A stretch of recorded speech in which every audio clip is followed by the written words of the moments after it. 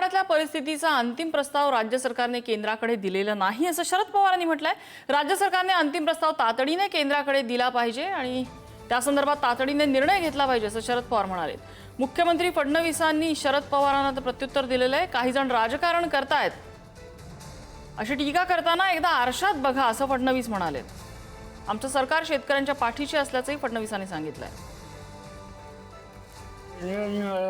असं सांगितलं की राज्य सरकारने अद्याप फायनल प्रस्ताव आम्हाला दिलेला नाही, त्यामुळे मला त्याच्यावर भाष्य करणं योग्य नाही। माझा आग्रह राहील की राज्य सरकारने अगदी आज उद्या 2 दिवसात तो प्रस्ताव द्यावा।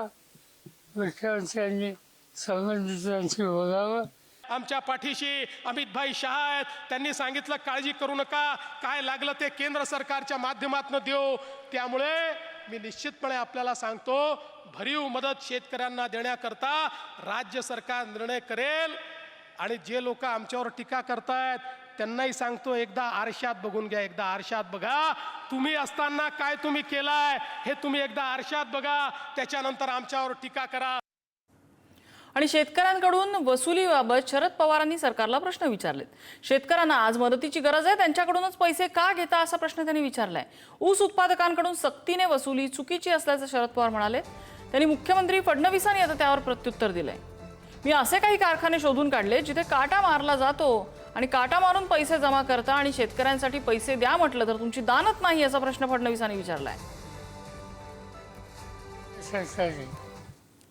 नुकसान ज्यांचे झाले त्यांना मदत करायच्या ऐवजी सगळ्या ऊस उत्पादनाचा करून एक मोठी रक्कम मुख्यमंत्री निधीच्यासाठी घेण्याचा निर्णय त्यांनी घेतलेला आहे। ज्या वेळेला ऊस उत्पादकाला मदत द्यायला हवी त्यावेळी त्याच्याकडनं सक्तीनं वसुली करणं हे अत्यंत चुकीचं आहे। ते आणि मुख्यमंत्र्यांच्या कानावर घालून आणि या निर्णयाचा त्यांनी फेरविचार करावा अशी आग्रहाची विनंती त्यांना करू। जो शेतकरी तुमच्याकडे त्या ठिकाणी शेतमाल टाकतो, जो तुमच्याकरता राब राबतो, हाडाचं काळं करतो, रक्ताचं पाणी करतो, त्या शेतकऱ्यावर त्या ठिकाणी अशा प्रकारची आपत्ती आली आणि तुम्हाला 5 रुपये द्यायला सांगितले तरी देखील तुम्ही मागे पुढे पाहता।